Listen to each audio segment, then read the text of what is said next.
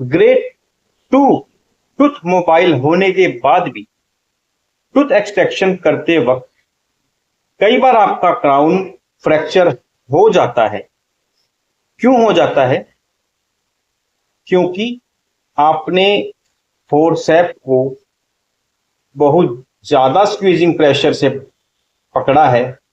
अगर आप क्राउन को बहुत ज्यादा स्क्वीजिंग प्रेशर से दबाएंगे तो आपका दांत सर्वाइकल एरिया से ब्रेक हो जाएगा, या फिर एक्सट्रैक्ट करते वक्त अगर आप बक्कल एंड लिंगुअल मूवमेंट गलत लगा रहे हैं तो आपका फोर्स टिल अपेक्स ना लगकर सिर्फ सर्वाइकल एरिया में लग रहा है और आपका क्राउन फ्रैक्चर हो गया।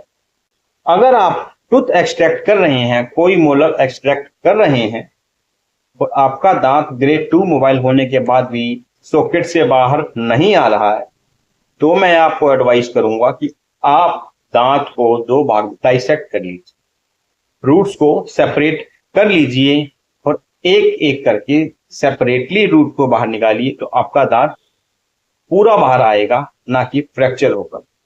और एक बात और ध्यान रखने की है, जब भी आप दांत को डाइसेक्ट करेंगे तो हमेशा टिल फर्केशन एरिया तक आप दांत को सेपरेट कर लीजिए।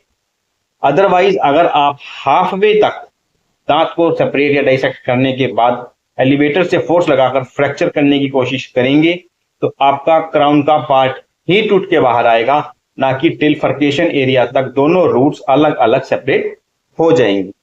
तो जब भी आप टूथ एक्सट्रैक्शन करें तो इस बात का विशेष ध्यान रखें कि अगर आपका ग्रेड 2 होने के बाद भी मोबाइल होने के बाद भी अगर टूथ एक्सट्रैक्ट नहीं हो रहा है, सॉकेट से बाहर नहीं आ रहा है, तो उसको आप सेपरेट करिए। उसके बाद एलिवेटर की सहायता से या फिर फोरसेप्स की सहायता से ही अपने टूथ को टिल अपेक्स तक पूरी लेंथ बाहर निकालिए। अगर दांत कहीं से भी फ्रैक्चर हो जाता है तो निकालना मुश्किल हो सकता है। इस बात का ध्यान रखें और नेक्स्ट टाइम जब भी आप दांत निकालें तो अगर दांत बाहर नहीं आ रहा है तो रूट सेपरेट करके आराम से निकालें।